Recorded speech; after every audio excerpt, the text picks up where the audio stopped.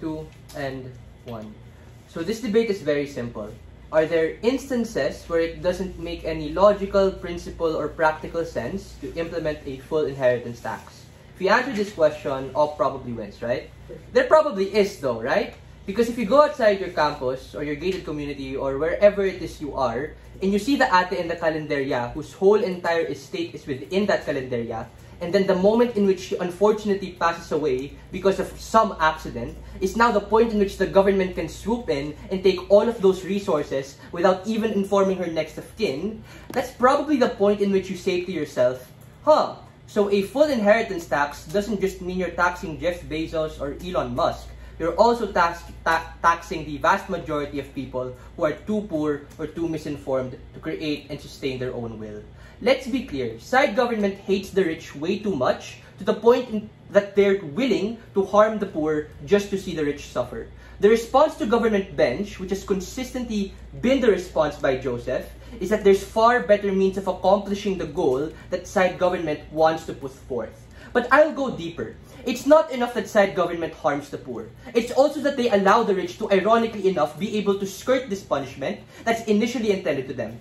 So, it specifically makes the poor and average people suffer disproportionately more. A lot of rebuttals towards government bench. 1. PM and DPM have the noble intention to redistribute wealth and facilitate a meritocratic transfer. But, wait, who owns these large businesses that are often family-owned, like the C's of SM and Ayala's of Ayala? They employ thousands of people all around the world, which serves as the means to be able to gravitate toward the middle class and get out of being the urban poor. This in and of itself is the nuance to businesses and corporations. Whether they are big, medium, small, or micro, the middle class have stake and claim ownership here. 2. In relation to my previous point, these corporations pay so much taxes to the state and they do this yearly, meaning state budget and infrastructure are contingent on these businesses existing. The harm on government is that you literally undermine ownership in businesses that are owned by these families and the rich. This softens their principle and backfires their pragmatic pushes. Third, I want to make it clear that side government principally agrees to the claim that we should punish the rich the same way we punish the poor. So just to be clear, logically speaking, the ate I talked about in my introduction will have her entire fucking life and business be taken by the government, and that's okay by DPM. Next, if government characterizes these elites to be malevolent and the state to be inefficient because of a lack of infrastructure, you literally give them the competency, more money, and resources to squander and steal. All of the money collected in the estate will go to these confidential funds. The response of DPM to Joseph's POI shows inconsistencies, contradictions, and tension within their framing. Pick a frame, right? At best, Gov's case can work on the rich, sure, but at the expense of the poor and the middle class who get systematically oppressed because of this perverse incentive structure. That is actually my extension. This policy creates a perverse incentive structure to the poor and middle class to be even more disadvantaged while allowing for the rich to be advantaged. I'll analyze this claim by talking about what happens to the most disadvantaged, the average person, and the most advantaged. Firstly, first mechanism, what happens to the poorest of the poor? These people don't know what an inheritance tax is, how wills, and how all of these legal term operates. I don't know how this works. I had to ask Joseph, who's an old person, to explain to me what an estate is, because apparently an estate isn't just land, it's also everything that you own. What does the poor own? Because side government says they're not going to tax the poor because they don't have anything. No, man. They have their micro, small, and medium enterprises. They have their own land and They're poor, but that doesn't mean they don't have anything. Why is it unlikely that these people will properly implement all of the proper paperwork to actually save their wealth, which is the main push of argumentation coming from PM?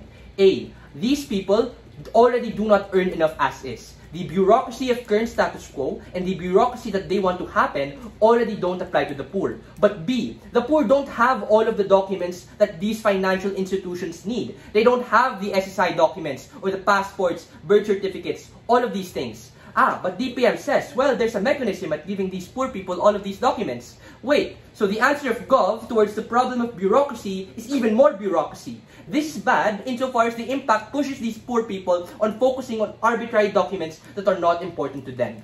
Joseph was quite charitable because he really didn't debate on this point. But to be clear, the poor are not advantaged. They are locked and forced to care about things that they probably don't have any capacity to be able to care about. Note, all of this is exclusive material that is able to respond to the pushes coming from PM and DPM. It can stand alone.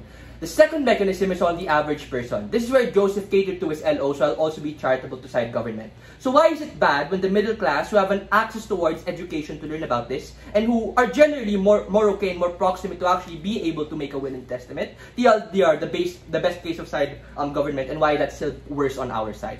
The problem with this is that the middle class is only middle class because of the estates that they currently own.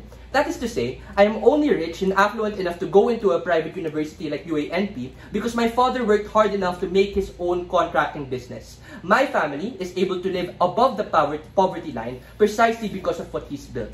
At what point does this become a problem? It becomes a problem because there will be significant fighting within families. The topic of inheritance will now cause more fighting, more breaking of relationships, because money is of the highest priority to those middle-class individual businesses. If now you're going to talk about like the breaking up of estates while they're alive, it causes a lot more division to happen at the point in which they have to think about this proactively and through a large period of time. This is a harm in and of itself because you literally have to break families as a consequence of talking about money, which is really a controversial topic in a lot of instances. The third and final mechanism is on the advantage of the rich. And this is something that I want to emphasize. Because they say these are the people they want to punish because it's inherently unfair, right? So let's say we implement this tax tomorrow to tax Jeff Bezos, Elon Musk, and all of the political dynasties that DPM wants.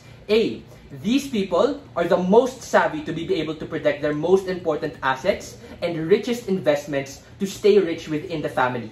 Note the nuance. You just have to sign a will and testament to be able to have and save a lot of these resources. But B, even if that wasn't true, all of the assets that they own can probably still be properly dispersed throughout all of their things. That is to say, there are so many ways and so many mechanisms for the rich to avoid and skirt this burden as a consequence of them having the leverage to do this. Finally, on weighing, I find it absolutely offensive that SideGov has to go to the extreme lengths to punish the rich. We have these avenues. You don't have to punish the poor as well. For all of those reasons, very, very proud to oppose.